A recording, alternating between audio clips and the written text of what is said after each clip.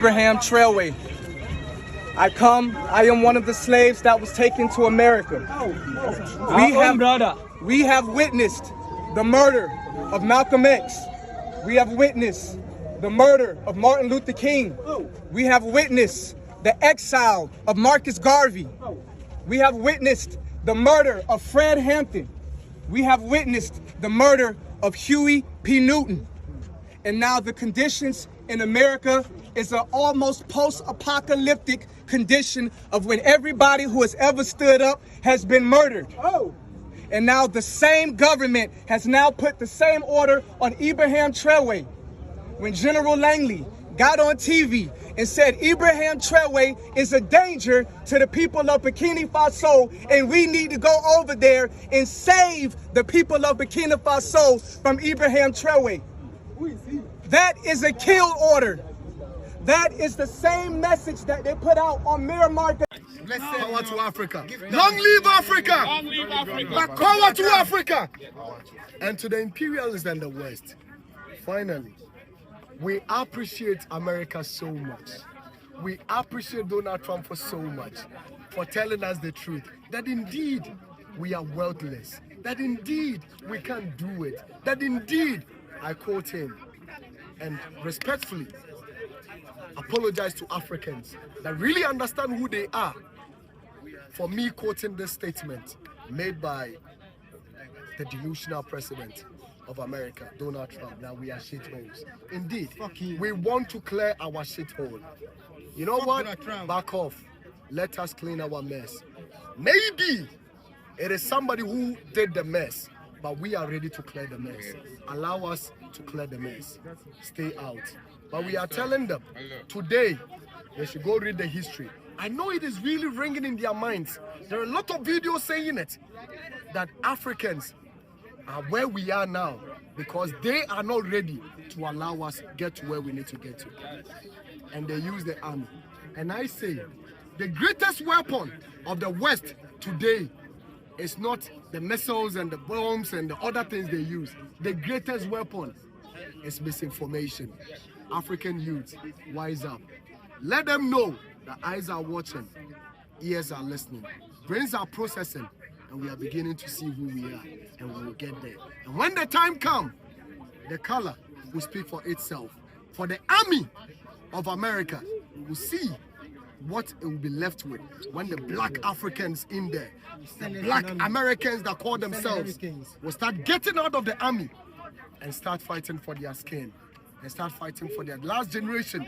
The torture they went through sailing through this Mediterranean Sea, they will remember that, hey, these people are not just the people we see them to be. These people were actually our backbone that we downplayed. And today, they have realized who they are, and they're going to rise up and fight. As for France, we are ready to take off the light. And when the light goes off, you will see darkness. The darkness. Sorry? Check this out, Mr. President. In less than 3 years, without your presence in Burkina Faso, a gold mine and a refinery company is running. Tomato farms and processing plants are activated. Flour production from local wheat farms are in operation. And construction of roads are underway by the state. Electric car manufacturing is already selling, and a new cement and fabric processing companies are operational. This is a testament to the fact that they don't need you. The people of the Sahel region can do well without you. Your presence in these countries over the years has been all about taking, and taking more.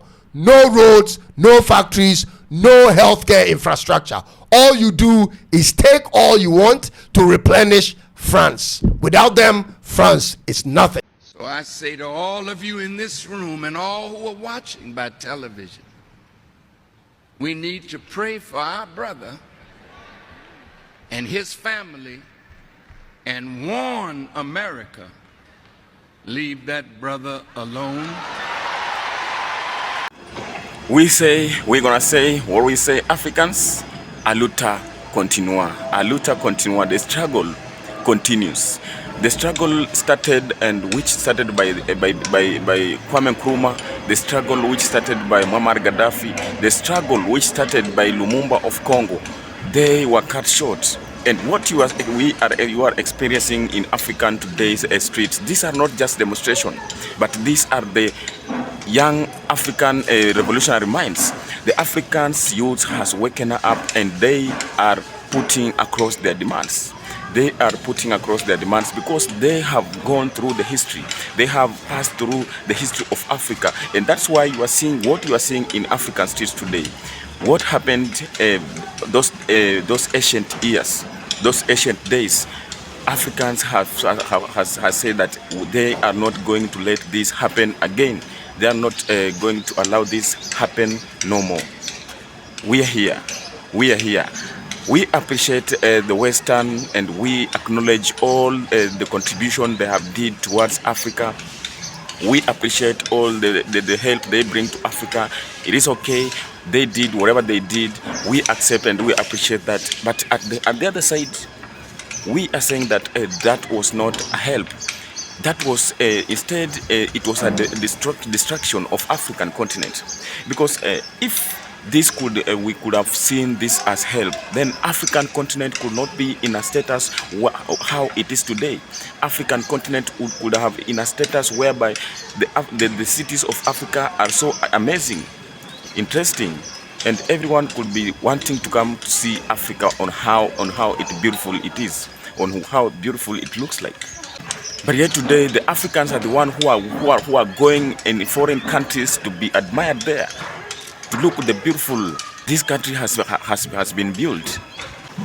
And that's why we say that we appreciate all that they did, but at this time we are saying that enough is enough.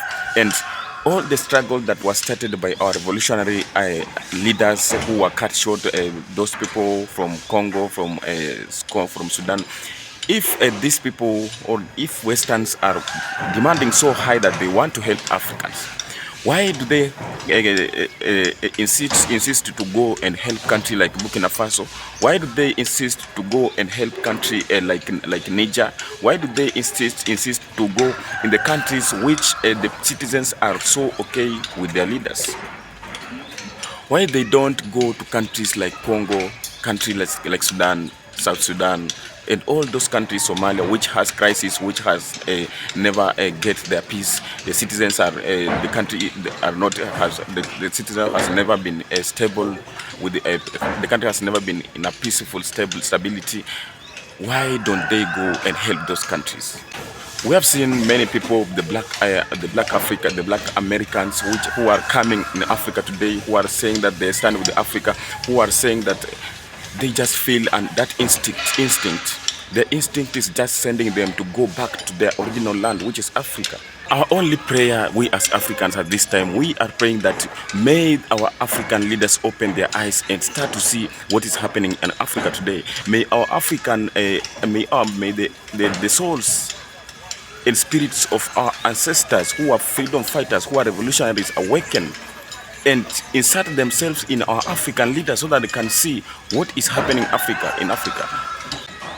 Together with the courage our revolutionaries are having today, people like Julius Malema, then we are hoping that Africa is going to be a good place.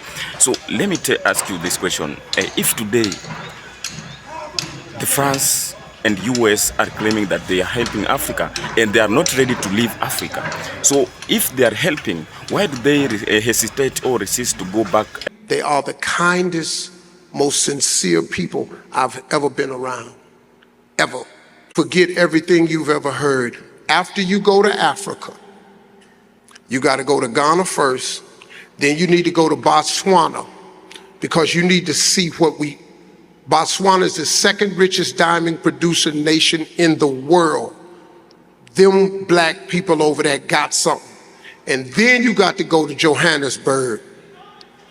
That's what you got. You got to do that jump right there. Once you see that, you'll understand who we are. Them Africans ain't stole nothing from us. They talk about Burna Boy stole this. No, we stole from Burna Boy. Them Africans is us, man. They the beat. They the rhythm, they the soul, they the hard work.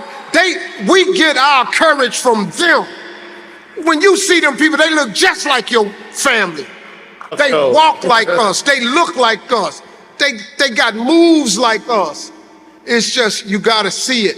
And we gotta, my goal is to help bridge this gap, because we got to touch base with them, because they love y'all, man. You don't even know.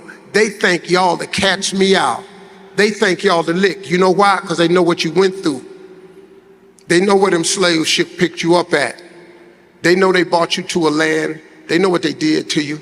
And y'all still over here shining. If we take this shine back over there and give them the love and teach them that dust, we'd have a powerful union. Do you know why today the black American are so concerned with the African matters and African affairs?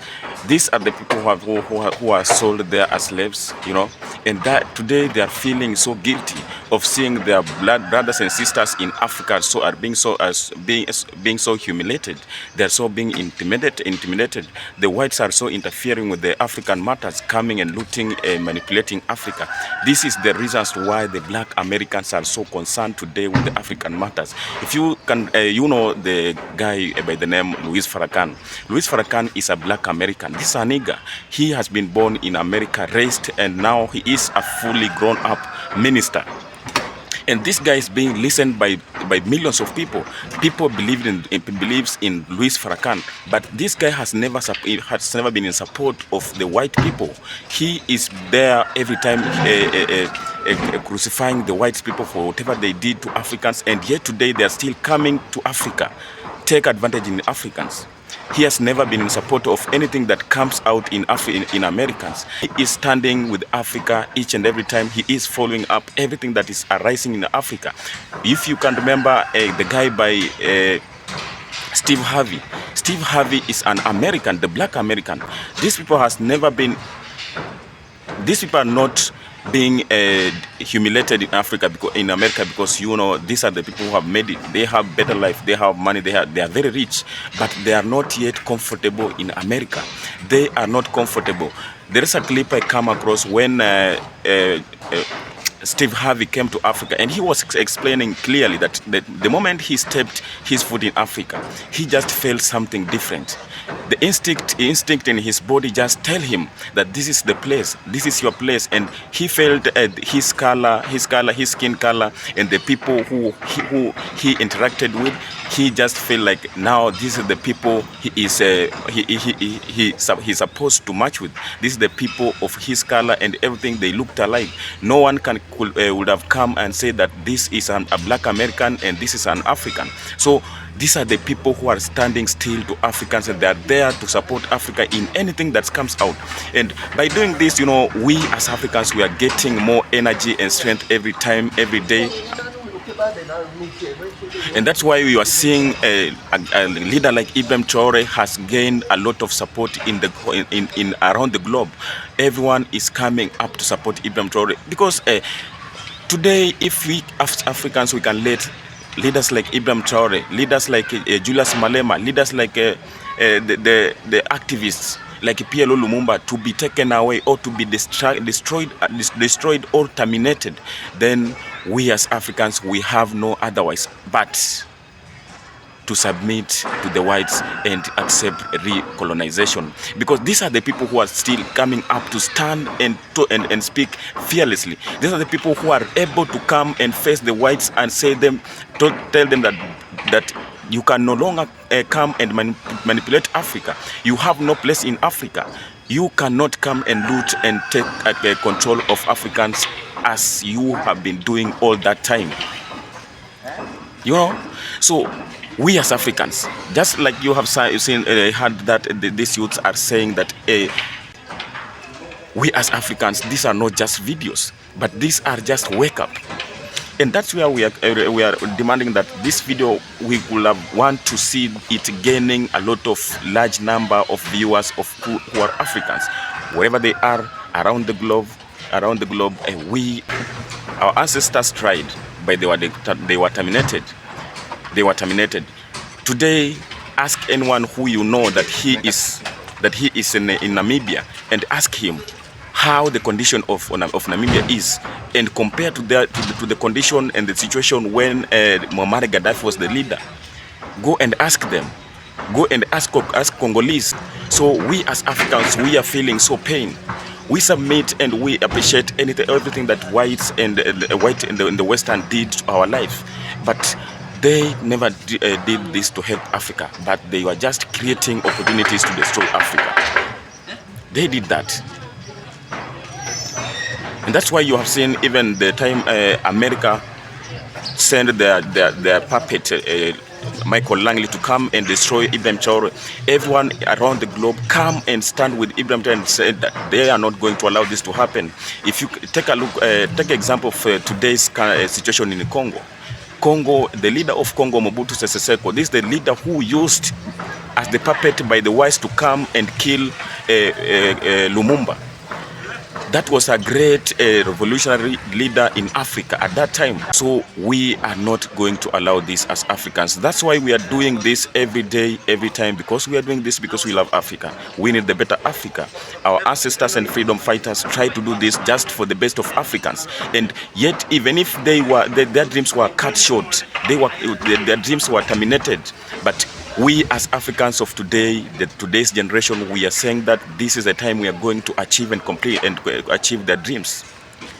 Wherever they are, we are praying that may their soul insert in our African leaders so that they can open their eyes. They can see what they are doing is against their will, and that's not what they were fighting for. Our African leaders, revolutionary leaders, the freedom fighters, they died, they sacrificed their life just to make that Africa is a better place. And yet today, the African leaders who are coming to office, to power, they are just coming there to enrich themselves. They don't bother about the people they are representing. They never care about anything that happens to us, the people they are representing. Once they form a group of several people, they enrich themselves, they take everything, they support the whites and foreign powers to come and manipulate, loot Africa. They no longer want to know what happened to Africa.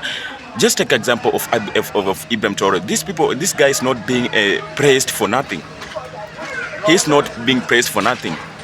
He has been in power for 3 years, but see the achievements that has been done in Burkina Faso. See the kind of life this guy is living. He's living a life of the best African leader. Today, this was just a captain. But today, when you talk about leadership, first of all, you have to start by Ibrahim Traore, the leader of Burkina Faso, a young African leader, 37 years old, but he has did a lot. Whereby you can compare by a leader like Museveni, where Museveni of Uganda has been there for decades, but he has did nothing. He has did nothing to the Ugandans. We have the president of Kenya, William Ruto. He has did nothing. The people, just 2 years, the citizens has been tired of him. So this means that the power belongs to the people. And if you can check out these videos and clips carefully, we have no elder persons. All these people who are on the streets, they demonstrating, doing everything just to make that they are saving Africa. All these are just youths. As we believe in Ibrahim Traore, just that 7 years, that most of us as youths, this is the age that we are in. He has shown us the way. He has proved to us that we can do it. And when we believe in ourselves, we can do it. He has developed his country just using the little that he has. All that they are getting from their country as minerals, that is what he's using to develop his country. But our leaders in Africa, they are depending on loans from foreign powers so that they can develop their countries. While they're taking the large amount of loans, they're coming to their countries, they're doing with it nothing, and at the end of it, the citizens are the one carrying the burdens of paying these huge debts. We as Africans, we are not going to allow this. And that's why we're advocating this every day, every time. We as Africans, we as African youths, wherever you are, wherever you're watching from, whether you're in African countries, in Caribbeans, in Europe, we have to move in one path, because we are doing this. We love Africa. We love Africa, and we need better Africa. This is what we have. So don't forget to subscribe to the Kenyan Diaspora. This is the place to be, as we are doing to it in African way. Stay tuned until next episode. Just tell me what you have in the comment section. Give out your views so that we can share about this. Share, and so that the large number of Africans can receive this message and awaken their mind, so that we can insert the revolutionary mind in African heads. We need the best African. Everyone should wake up. Everyone should wake up. We will not let this to one leader saying that Ibrahim Traore is doing great, Julius Malema standing and doing a lot, but we have to do everything. This is our fight. We have to do it. It starts by me, you, and whatever you are. When we hold and join our hands together, speak one voice, then we are going to achieve this agenda of uniting Africa. And that is the direction that we are heading for. This is the direction that we are heading to. And so I have talked a lot concerning these issues, but if you have not watched out the clip that I started by playing it, just go back and watch those clips so that you can know what I am talking about. This I started by saying that these are not just videos, these are not just this demonstration in African streets, but these are the revolutionary of African youths, which demands the best and demands transition and change in African leadership. So stay tuned until next episode, and peace out.